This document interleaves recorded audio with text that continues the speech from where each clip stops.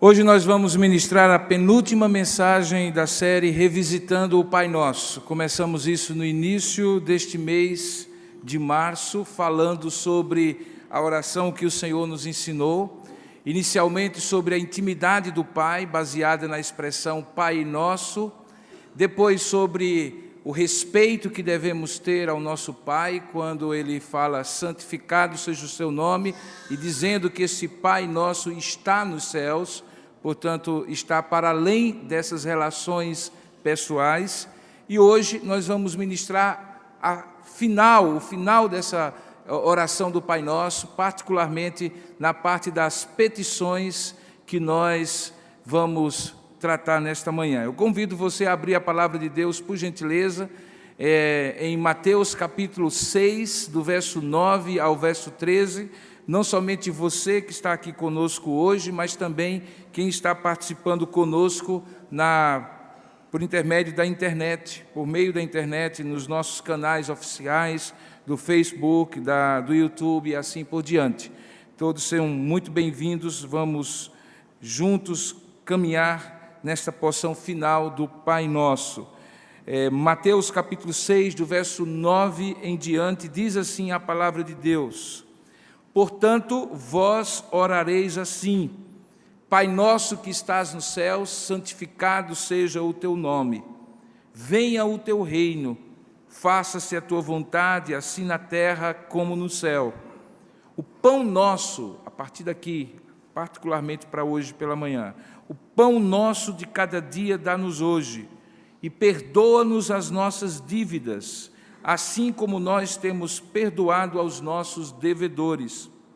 E não nos deixes cair em tentação, mas livra-nos do mal, pois teu é o reino, o poder e a glória para sempre. Amém. Curva a sua cabeça por um instante, vamos pedir a Deus que fale ao nosso coração.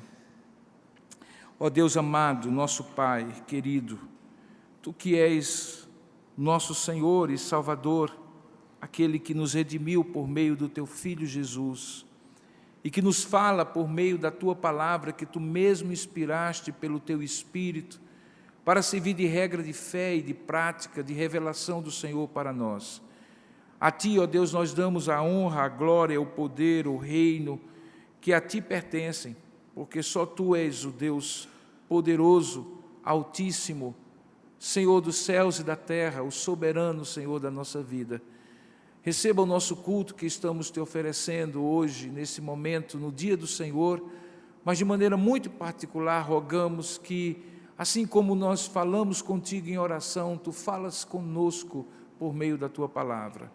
Que Tu, ó Deus, tenha misericórdia mais uma vez e abra o nosso coração, dilatando o nosso interior para abrigar essa divina semente que é a Tua palavra, e que ela frutifique, produza meios pelos quais nós possamos glorificar o Teu nome, transformando o nosso caráter, nos fazendo confiar em Ti como Deus da nossa providência.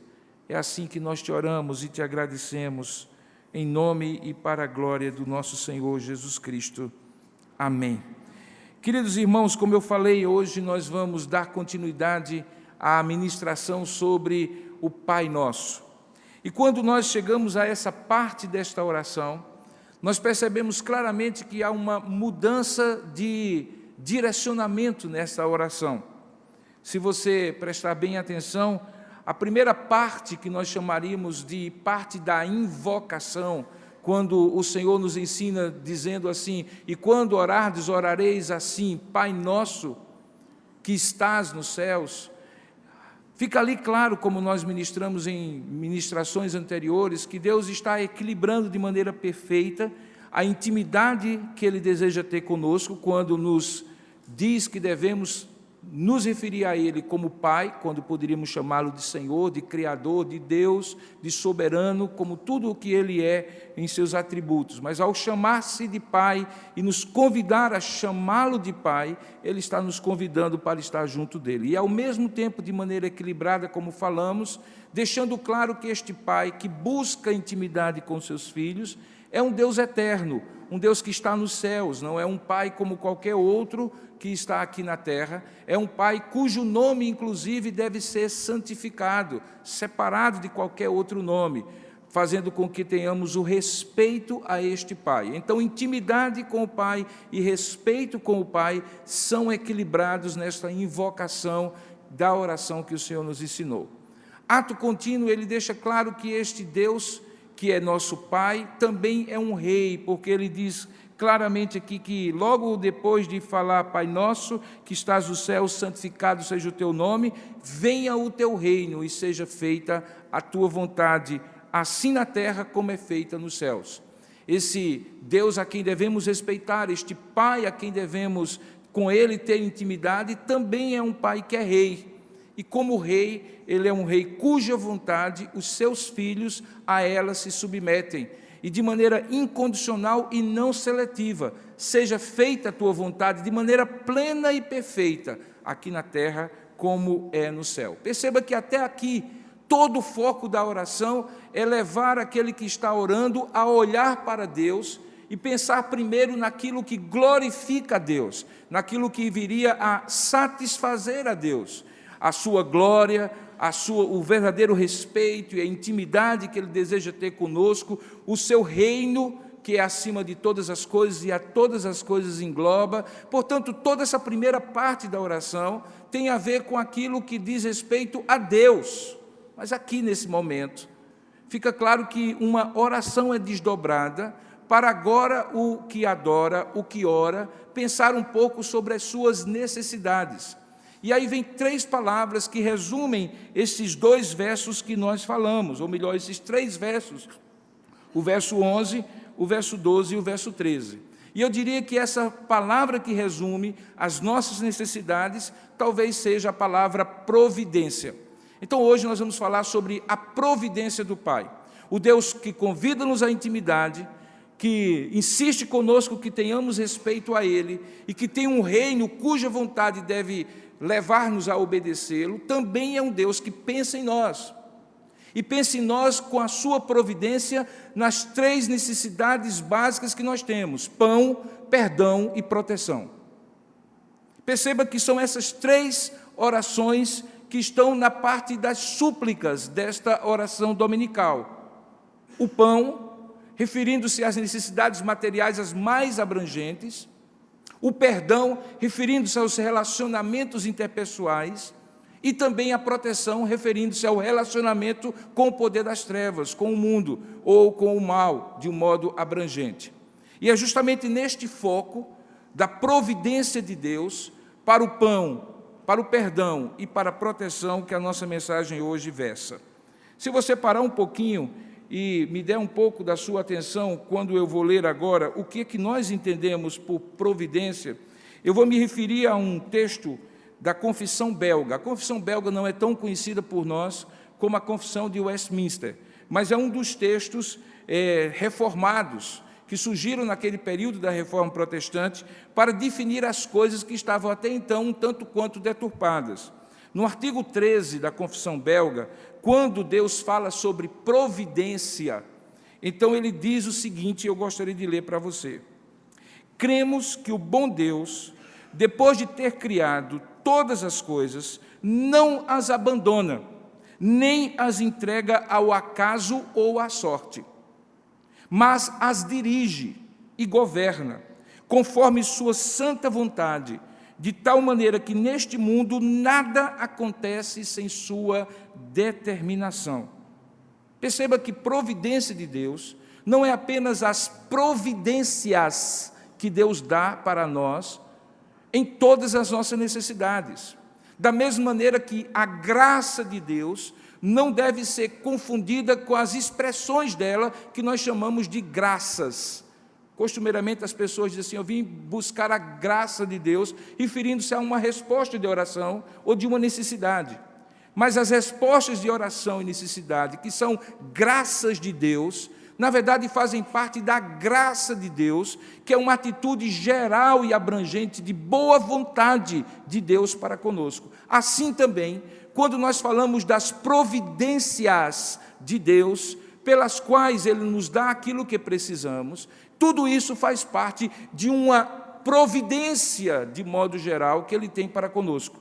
E essa providência tem a ver com o cuidado, mas também com a direção, com o governo, com a determinação que Deus tem para cada um de nós. Talvez eu pudesse usar uma expressão, obviamente frouxa, mas para que os irmãos entendam, nós não somos cachorros sem dono. Você imagina que há animais que estão abandonados e que não tem ninguém que tome conta deles, que coloque uma coleira e que diga assim, é hora de ficar em casa e é hora de sair para passear, é hora de comer, é hora de beber, eu cuido de você, mas também eu determino os limites para você.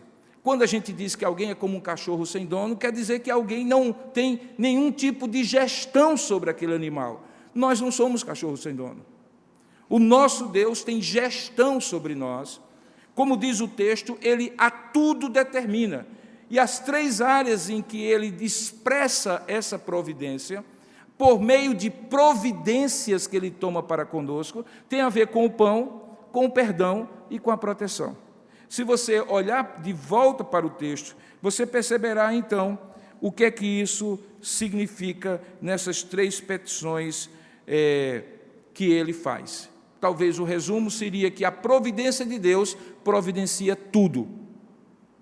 Por mais redundante que seja, mas essa é a ideia que está aqui clara, quando ele diz o pão nosso de cada dia. A melhor tradução, talvez, para a expressão que acontece apenas aqui no Novo Testamento, que é essa a cada dia, ou cotidianamente, como tem em outras versões, e que faz com que alguns suponham que, inclusive, foi algo criado apenas pelos evangelistas, já que não tem nenhum outro texto do Novo Testamento, e, na verdade, nenhuma outra expressão em toda a língua grega que é usada para isso aqui. A melhor tradução talvez seja assim, dá-nos hoje a porção necessária para cada dia.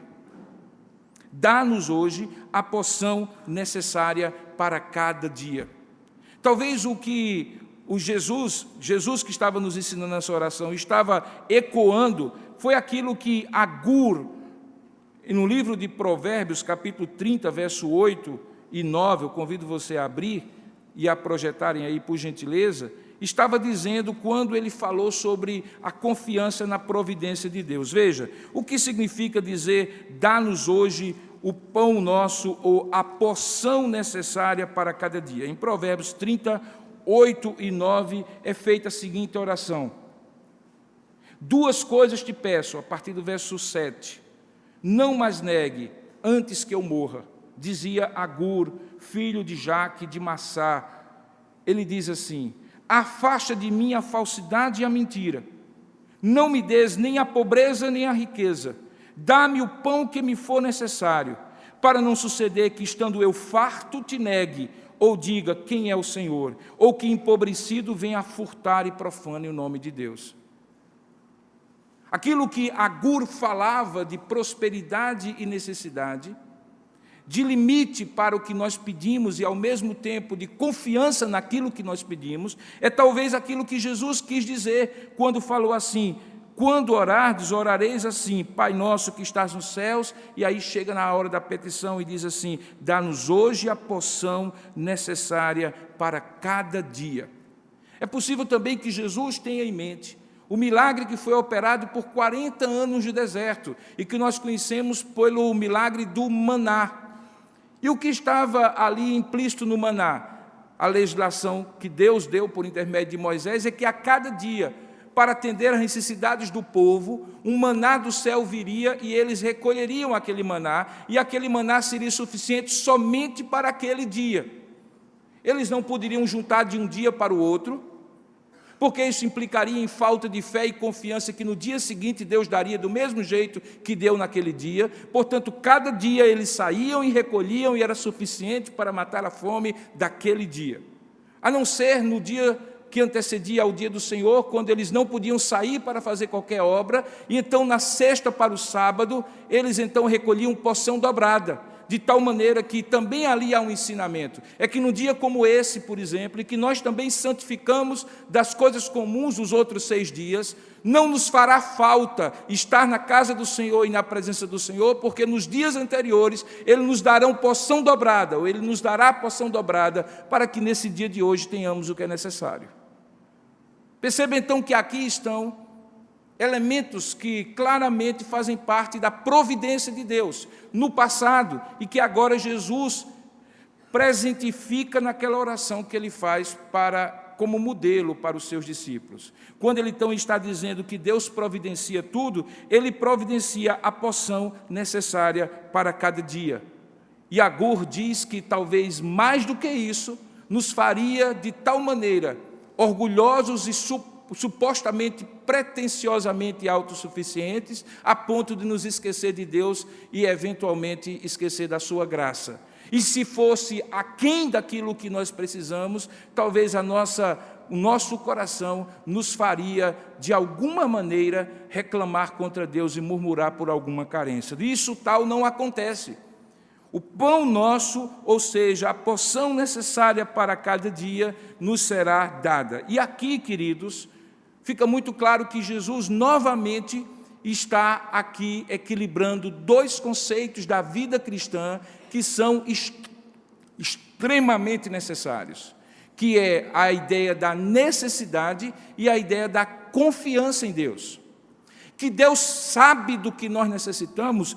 Todo o Sermão da Montanha deixa isso muito claro.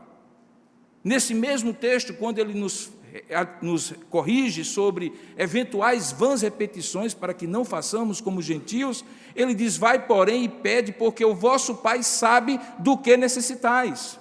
Um pouco mais na frente, no capítulo 6 ainda, a partir do verso 33, ele fala sobre a ansiosa solicitude da vida. Não andeis ansiosos de coisa alguma, sobre o que haveis de comer, beber, ou como haveis de vestir, porque o vosso Pai sabe do que necessitais. Ele cuida dos lírios do campo, Ele cuida das aves dos céus. Não valeis vós muito mais do que os lírios do campo e as aves dos céus? Buscai, pois, em primeiro lugar o reino de Deus e a sua justiça, e as demais coisas vos serão acrescentadas. Portanto, ele fala de necessidades reais. Precisamos do pão, precisamos do sustento, e ele não está alheio a isso. Ele não entende que é luxo ter o que é necessário, mas ele, de maneira muito clara, divisa aquilo que é necessário daquilo que é supérfluo. E aí está, talvez, uma correção que nós precisamos ter. É que, ao dizer o pão nosso, a porção necessária para cada dia dá-nos hoje, que ao mesmo tempo que estamos reconhecendo que há necessidades, mas que devemos diferenciar necessidades daquilo que não é necessário. Ele nos dá as necessidades, mas Ele não nos garante os nossos caprichos. Ele eventualmente pode dar além daquilo que necessitamos, mas nós não deveríamos entender que o amor de Deus só é manifesto e expresso quando Ele nos dá tudo o que nós pedimos. Porque da mesma maneira como um pai humano não dá tudo o que os filhos precisam, porque nem sempre aquilo que os filhos precisam é aquilo que eles de fato precisam, o nosso Pai Celeste, que conhece de maneira perfeita as nossas necessidades, também não nos dá, porque muitas vezes o que nós estamos pedindo não é o que nós precisamos, é o que nós queremos. Então, ao mesmo tempo que ele fala de necessidade, ele também fala de confiança. E qual é a confiança? A confiança é para agradecer aquilo que é dado, e não para murmurar naquilo que não é dado. Então, quando oramos assim, a cada dia, Pai nosso que estás nos céus, e vamos desenvolvendo a oração, e dizemos, a porção necessária para cada dia dá-nos hoje, nós devemos ter clareza que, ao mesmo tempo que estamos expressando uma confiança de que Deus conhece as nossas necessidades, também estamos expressando uma autocontenção de que aquilo que nós pedimos a Deus será dado segundo as nossas necessidades e não segundo os nossos caprichos. Deus, portanto, providencia tudo. Ele providencia o pão. É curioso, irmãos, como nós temos em alguns momentos, dificuldades para confiar em Deus. Nós somos aqueles que professam, preste bem atenção, que professam, sem nada concreto do ponto de vista visível e tangível, que nós iremos para o céu. Que algo ocorrido 2000 anos atrás, que foi a morte do Filho de Deus, é suficiente para perdoar todos os nossos pecados e nos garantir um lugar no céu. Algo que é impensável aos que não creem em Deus, para nós é dito com a maior tranquilidade do mundo. Nós chamamos isso de certeza da salvação, ou confiança na salvação. No entanto, no dia a dia, nós desconfiamos que vai faltar dinheiro para o aluguel, que vai faltar dinheiro para a feira, que precisamos muito mais do que, na verdade, precisamos, e aquilo que nós precisamos talvez não tenhamos. Quando então Ele nos ensina o pão nosso de cada dia, dá-nos hoje a porção necessária para cada dia, Ele está dizendo assim: vós que conheceis e confiais no que é mais difícil, no que lhes seria impossível, não podeis conhecer e confiar naquilo que é tão cotidiano e diário. Se eu faço o mais difícil, não faria o mais fácil?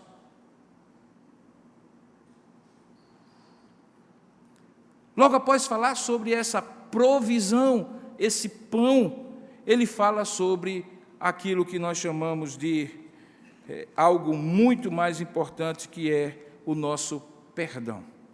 Logo depois, ao orar, ele diz assim: e perdoai as nossas ofensas, ou perdoa as nossas dívidas, assim como nós perdoamos aos nossos devedores. A ideia de dívida ou de ofensa aqui transcende aspectos materiais. E como é que nós sabemos disso? É porque nos versos posteriores, o verso 14 e o verso 15, fica muito claro que a mesma palavra, ofensa, dívida, não se trata de algo simplesmente material, mas de algo relacional. Veja, quando ele diz assim: e perdoa-nos nossas dívidas, assim como nós temos perdoado aos nossos devedores, no verso 14, ele explica um pouco essa parte da oração, porque ele diz assim: porque se perdoardes aos homens as suas ofensas, também vosso Pai Celeste vos perdoará. Se, porém, não perdoardes aos homens as suas ofensas, também vosso Pai, tampouco vosso Pai vos perdoará as vossas ofensas. Portanto, fica muito claro que aqui nós não estamos falando de uma dívida monetária apenas, mas nós estamos falando de uma ofensa.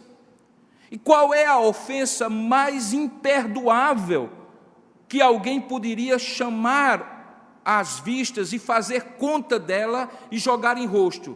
É as ofensas que os outros, ou são as ofensas que os outros fazem conosco? Certamente que não, queridos. A consciência de que se é pecador deixa muito claro que a maior ofensa que alguém poderia cometer contra outrem foi aquela que os nossos pais cometeram contra Deus, quando Ele os criou à sua imagem e semelhança e os colocou no verdadeiro paraíso, e apesar disso eles trocaram toda aquela bem-aventurança que seria eterna por um fruto proibido, por uma desobediência. E como o próprio apóstolo Paulo nos deixa claro, por causa disso todos somos pecadores. Portanto, a maior ofensa que está em tela aqui na mente de Jesus, quando Ele fala e perdoa as nossas dívidas, tem a ver com os nossos pecados em relação a Deus. Ele está falando, portanto, de perdão de pecados. Perdoa as nossas dívidas, assim como nós temos perdoado aos nossos devedores. Aqui há uma coisa interessante, sabe, irmãos? Veja, já há provisão de Deus para o perdão de todos os seus pecados. É só uma questão de você compreender. Quando Cristo morreu há 2000 anos, todos os seus pecados eram futuros, porque você não tinha sequer nascido. Portanto, para Deus não há nenhuma mudança, nenhuma diferença entre os pecados que você cometeu nos dias de ontem da sua existência, no dia de hoje da sua existência e nos dias de amanhã da sua existência, porque a sua existência eram todos os dias futuros, quando Jesus perdoou os seus pecados no Calvário. O que quer dizer que você é perdoado por uma provisão graciosa de Deus, e não por algo que você faça. Daí porque Deus perdoou os seus pecados, Deus perdoou os seus pecados e está provisionando e disponível para perdoar os seus pecados futuros. É verdade que, assim como algo que Deus providenciou, mas você só usufrui se confiar nessa providência, assim também é o perdão. O perdão está disponível. O usufruto do perdão depende de você confiar que ele está disponível para lhe dar. Se você confia, você usufrui. Se você não confia, o perdão continua disponível e você não usufrui. Entenda, portanto, que aqui perdoar os nossos pecados é mais do que pecados, mas é uma súplica pela graça de Deus na sua vida. Grade Janos, um comentarista, diz o seguinte: da mesma maneira que você não é a base para o seu perdão, não é o perdão que você ofereceu, mas o perdão que você ofereceu é a consequência natural de alguém que já foi perdoada pelo Pai, assim também o perdão que você recebe de Deus não é decorrente de você apenas confiar em Deus, mas que Deus lhe deu antes mesmo de você confiar nele. Em outras palavras, quando ele diz assim: porque se perdoados aos homens as suas ofensas, também vosso Pai Celeste vos perdoará, ele está fazendo o seguinte raciocínio: se alguém não consegue perdoar os outros, está aí uma prova de que Deus realmente jamais o perdoou, porque ele jamais entendeu o que era a graça de Deus para a vida dele. Se ele entender, ele não chama ninguém a uma beligerância contínua, ao invés de oferecer-lhe perdão. A maior prova, portanto, de que alguém de fato entendeu a graça de Deus é um agir gracioso em relação aos outros.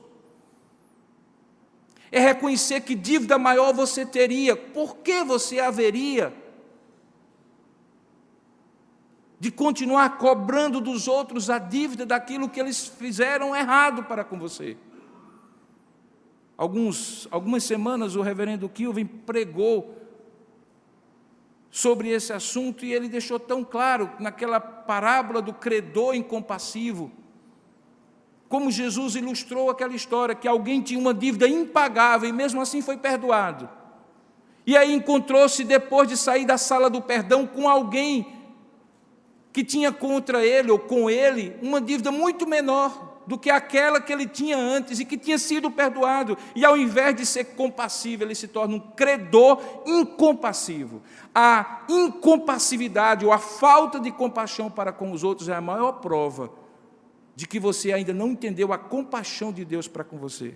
E a compaixão de Deus para com você não é porque você merece, é justamente porque você não merece. Daí porque quando alguém tem uma ofensa contra você e você raciocina, mas essa pessoa não merece, ela ainda não demonstrou arrependimento, ela ainda não fez nada para consertar o erro, a grande questão é: e você fez quando foi perdoado por Deus? Porque se você tivesse feito, você poderia aplicar o mesmo critério aos seus, mas se você não fez, pelo contrário, de maneira a priorística, antes de você fazer alguma coisa, Deus concedeu o perdão, logo é assim a atitude que Deus quer que você faça. Entenda, portanto, que a providência de Deus, preste atenção, a providência de Deus, o Deus que providencia tudo, providencia perdão para as suas dívidas, para que você demonstre isso perdoando aos outros. Finalmente, a terceira necessidade que nós temos, não mais em relação às nossas necessidades materiais, o pão nosso de cada dia dá-nos hoje, nem tampouco nos nossos relacionamentos, perdoa as nossas dívidas, assim como nós temos perdoado aos nossos devedores, tanto em relação a Deus como aos demais. Agora ele chega ao final da terceira necessidade, e a terceira necessidade é: protege-nos contra o mal. Veja o que é que ele diz aqui: não nos deixes cair em tentação, mas livra-nos do mal. A maneira incorreta, errônea, é de entender tentação e mal como categorias diferentes. Na verdade, a proteção contra o mal tem a ver com aquilo que o apóstolo Pedro diz na sua epístola, quando ele diz assim: sujeitai-vos debaixo da potente mão do Senhor. E diz: resisti ao diabo e ele fugirá de vós. Veja que novamente dois conceitos são equilibrados. Que você só consegue estar imune a cair em tentação e a ser conduzido pelas circunstâncias da vida debaixo da determinação de Deus para o mal, se você estiver sujeito a Deus. Se você estiver sujeito a Deus, você não será deixado cair em tentação e também será livre do mal. Aqui há um equilíbrio tremendo, principalmente necessário nos dias de hoje, em que a ênfase sobre o que o diabo pode fazer parece suplantar a ênfase que deveria existir sobre o que Deus já fez e o que Deus garante. Nós não estamos falando de dois poderes, o bem e o mal, que estão em constante guerra e que ora um prevalece e o outro prevalece. Não é essa a visão bíblica. Nós não somos dualistas, não somos maniqueístas. Nós somos aqueles que creem que Deus é um Deus soberano que domina sobre todas as coisas. E nas palavras de Lutero, o diabo é um pobre diabo de Deus. A história de Jó, que muitos pensam estar focada no sofrimento humano, na verdade está só focada na soberana vontade de Deus que conduz o homem por vales da sombra da morte, mas está com ele no vale da sombra da morte e o livra de todo o mal. Essa história é a nossa história, que na caminhada da vida, em proporções talvez diferentes daquelas de Jó, nós podemos estar em tentação. O próprio Senhor Jesus estava em tentação. Lembra que em Mateus capítulo 4, um pouquinho depois disso aqui, quando ele passa pela tentação, como preparação, o verso 1 do capítulo 4 é muito emblemático para você entender como Deus controla até mesmo as circunstâncias de tentação. Veja o que é que diz o capítulo 4 de Mateus, verso 1. A seguir, estava se falando em referência ao batismo de Jesus, foi Jesus levado por quem? Pelo Espírito Santo. Para o quê? Para ser tentado pelo diabo. Aquilo que eu penso ser, algo que o diabo está fazendo contra mim, saibamos, eu e você, que nada ele faria se não estivesse debaixo do controle de Deus. E da mesma maneira como Jesus, sendo tentado, foi aprovado porque usou a palavra de Deus e a confiança no propósito que Deus tinha na sua vida, assim também nós. Daí porque sujeitar-se a Deus é o melhor antídoto para não deixar cair em tentação e ser livre do mal. Bom, eu estou chegando ao final da minha mensagem. Se houvesse mais tempo, eu gostaria de aprofundar uma série de coisas, mas eu prometi e disse para vocês que esta oração, ela tem profunda relação com os 10 mandamentos e também com o Salmo 23. E algumas pessoas disseram assim: bom, agora o pastor viajou na maionese.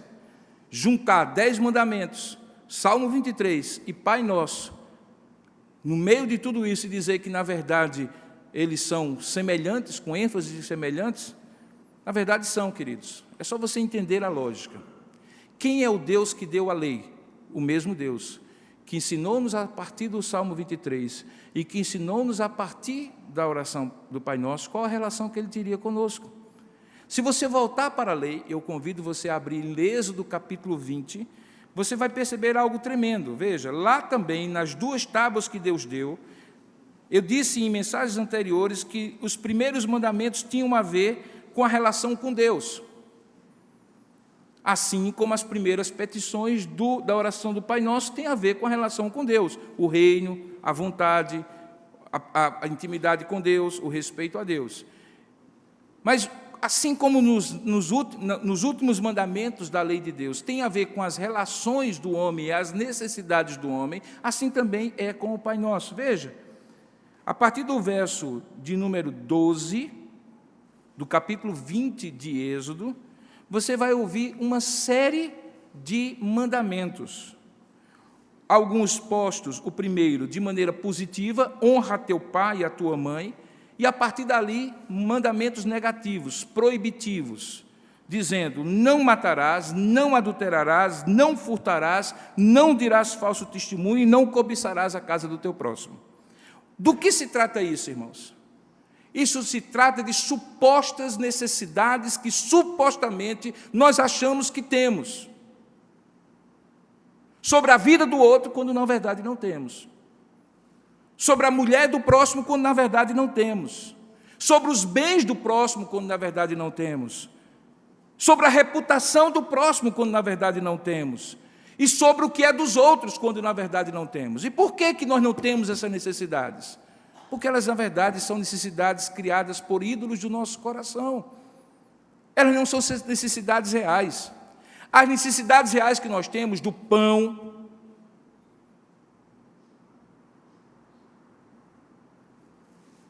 do perdão e da provisão, vosso Pai Celeste sabe que necessitais.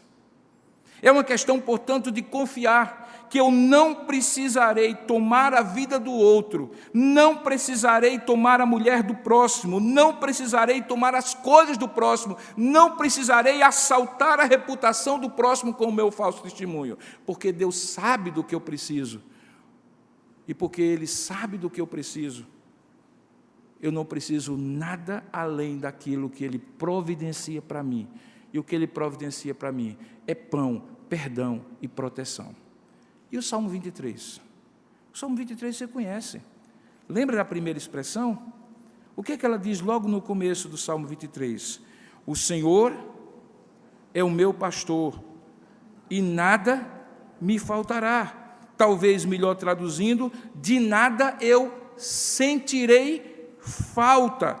E aí ele continua: leva-me para junto de águas de descanso, refrigera minha alma, guia-me pelas veredas da justiça, por amor do seu nome, e ainda que eu ande pelo vale da sombra da morte, não temerei mal nenhum, porque tu estás comigo, o teu bordão e o teu cajado me consolam. Preparas-me uma mesa na presença dos meus adversários, unges a cabeça com óleo e o meu cálice transborda. E aí ele diz: bondade e misericórdia certamente me seguirão todos os dias da minha vida, e habitarei na casa do Senhor para todo sempre. O que é isso? É pão, é perdão, é proteção. O Senhor é meu pastor e eu não precisarei nada, porque Ele me dará o pão, o perdão e a proteção. O Salmo 23 era a expressão de um homem que orava o Pai Nosso antes de Jesus ensinar. Porque entendia que o Pai Nosso, que haveria de ser ensinado, o sermão que haveria de ser pregado, o salmo que haveria de ser composto, eram todas expressões da lei de Deus. E a lei de Deus não é o que Deus proíbe que nós façamos apenas. É aquilo que, por proibir, Deus garante que nos fará o contrário. Aquilo que nós cobiçamos será suprido por aquilo que Ele providencia. E por isso podemos confiar. Algumas pessoas perguntam por que meu nome é Robinson. E ainda mais com Robinson Grangeiro, que não combina muito. E um deles, uma dessas pessoas, perguntou para mim se tinha a ver com Robin Hood. Eu disse: não, tem a ver com Robinson Crusoe, o primeiro livro que meu pai leu, que fez uma promessa que, quando conseguisse ler um livro completo, colocaria o nome do personagem, o nome do seu primeiro filho. Meu pai era um homem que tinha 4ª série primária, e aí, por isso que meu nome é Robinson. Mas a história de Robin Hood é uma história muito interessante. Você já deve ter visto no cinema, lido o livro, que é a história de um fora da lei, da floresta de Nottingham, Sherwood, né? Perto da cidade de Nottingham. Pensei que você só conhecia as histórias de Batman. E qual era a ideia de Robin Hood, que ficou mitificada, apesar de não se saber? Se soubéssemos que era verdade, possivelmente a história aconteceu no reinado de Ricardo Coração de Leão, 13º século depois de Cristo. Mas a história deles a história dele é atrativa porque é a ideia de uma suposta justiça de alguém que tira dos ricos para dar aos pobres. Tirar dos ricos e dar aos pobres pode até ser, humanamente falando, algo muito nobre. Mas tirar de si mesmo, sendo rico, se fazer pobre para dar aos outros, para que os outros enriqueçam, me parece uma história muito mais nobre. E que é contada por Paulo quando escreve a sua segunda carta aos Coríntios, capítulo 8, quando ele, justificando a necessidade daquela igreja, ser uma igreja generosa nas ofertas que faria para aqueles que estavam passando necessidades, no verso 8, ele diz assim, 2 Coríntios, capítulo 8, não vos falo na forma de mandamento, mas para provar pela diligência de outros a sinceridade do vosso amor. E qual é o argumento que ele usa? Ele diz assim, pois conheceis a graça de nosso Senhor Jesus Cristo, que sendo rico, se fez pobre, por amor de vós, para que pela sua pobreza vos tornasseis ricos. Quando nós falamos do Sermão da Montanha, e particularmente da providência de Deus, de que Ele garante o nosso pão, o nosso perdão e a nossa proteção, deixe-me dizer, tudo isso é possível, porque alguém se fez pobre sendo rico, se fez homem sendo Deus, se fez servo sendo Senhor. Na verdade, o Pai Nosso é um convite a você confiar numa pessoa que ensinou essa oração e que é o meio pelo qual esta oração se concretiza, razão porque quando nós terminamos de orar esta oração ou qualquer outra, fazemos em nome dele, em nome de Jesus Cristo, amém. Jesus Cristo é a resposta do Pai Nosso. Confiar nele é confiar nessas promessas da providência de Deus. Portanto, orar o Pai Nosso como um mero ritual, como algo decorado ou memorizado, sem a plena consciência de quem é esse Jesus, e que é só por intermédio dele que, sendo rico, se fez pobre, que, sendo Senhor, se fez servo, que, sendo Deus, se fez homem, é que nós realmente podemos confiar na providência de Deus. O Pai Nosso nos convida a um relacionamento com o Pai por meio do seu Filho.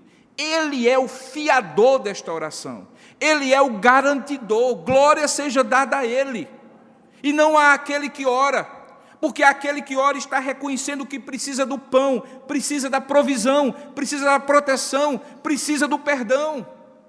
Ele é quem garante essas coisas. Ele é aquele que não tira dos ricos para dar aos pobres, Ele tirou de si mesmo para enriquecer cada um de nós. E como expressão dessa providência divina, não podemos orar o Pai Nosso sem nos lembrarmos do que Jesus fez e darmos a Ele a glória devida ao seu santo nome. Que Deus nos abençoe, irmãos. Amém. Convido você a orar comigo nesse momento, esta oração. Vamos nos colocar de pé. E eu gostaria que você orasse não com as palavras que você sabe de cor, mas com a atitude que nesta manhã você foi convidado a ter diante de Deus. Você precisa lembrar de quem é esse Pai Nosso, enquanto você profere as palavras. Você é convidado a lembrar que Jesus é o garantidor destas promessas e que o pão, o perdão e a provisão de Deus, a proteção do Senhor, só lhes são possíveis por causa de Jesus. Curva a sua cabeça, feche os seus olhos e vamos juntos orar a Deus nessa hora. Pai nosso que estás nos céus, santificado seja o teu nome. Venha o teu reino, faça-se a tua vontade, assim na terra como nos céus. O pão nosso de cada dia dá-nos hoje, e perdoa as nossas dívidas, assim como nós temos perdoado aos nossos devedores. E não nos deixes cair em tentação, mas livra-nos do mal, pois teu é o reino, o poder e a glória para sempre. Amém.